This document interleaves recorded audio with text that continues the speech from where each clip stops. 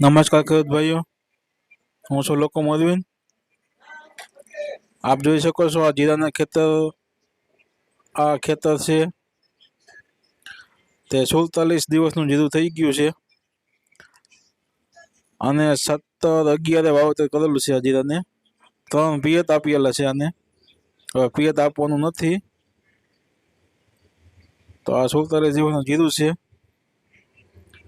હવે અત્યારે આમાં થોડીક મોલોમસી દેખાય છે અમુક જગ્યાએ, તો તેના માટે આપણે દવાનો છંટકાવ કરવાનો છે। જો આપ જોઈ શકો છો આવી રીતે કૂપરામાં લીલી જે કૂપરમાં છાંટી હોય લીલી ઉડતી મોલોમસી નહીં, લીલી મોલોમસી આવે તે, તો એના માટે આપણે આજે દવાનો છંટકાવ કરવાનો છે।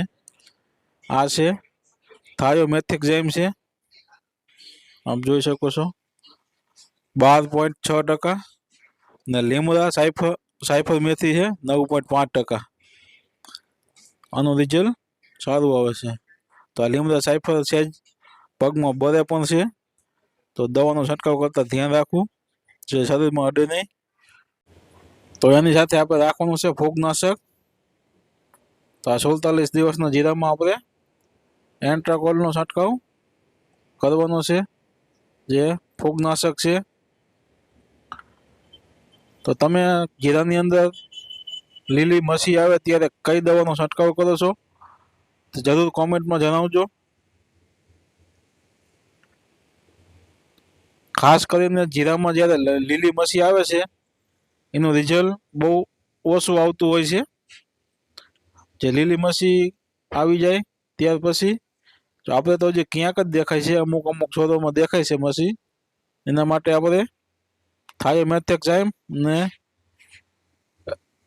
લીમડાથિયોન સાયફર લીધી છે। લીમડા સાયફર હજી તો બહુ ઓછી દેખાય છે એટલા માટે એનો છંટકાવ કરે છે, નકર રિઝલ્ટ લાવવું બહુ અઘરી વસ્તુ છે જીરાની અંદર મસીમાં। એટલા માટે તમે જરૂર કોમેન્ટમાં કરજો લીલી મસી માટે કઈ દવાનો ઉપયોગ કરો છો। તો આ છે 47 દિવસનું જીરું છે। તો વિડીયો સારો લાગે તો કિસાન મિત્ર યુટ્યુબ ચેનલને સબસ્ક્રાઈબ કરજો।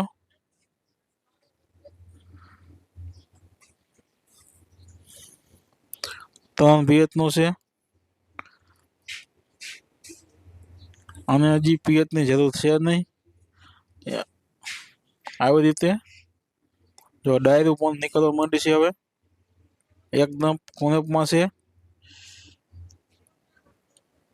50 દિવસ જ પાણીની પિયતની જરૂર હોય છે જીરાને, એટલા માટે આપણને પિયત આપવાનું નથી। હવે જો કમ્પ્લીટ ડાયરું નીકળી ગઈ છે, મોગરા આવવાની તૈયારી છે।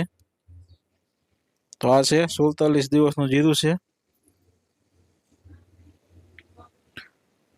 કમ્પ્લીટ ડાયરું નીકળીને મોગરા આવી ગયા છે। એ મોગરાની અંદર જ મસી આવે છે પણ અમુક જગ્યાએ દેખાય છે। તો વિડીયો સારો લાગે તો લાઈક શેર અને કોમેન્ટ કરજો। જય જવાન જય કિસાન।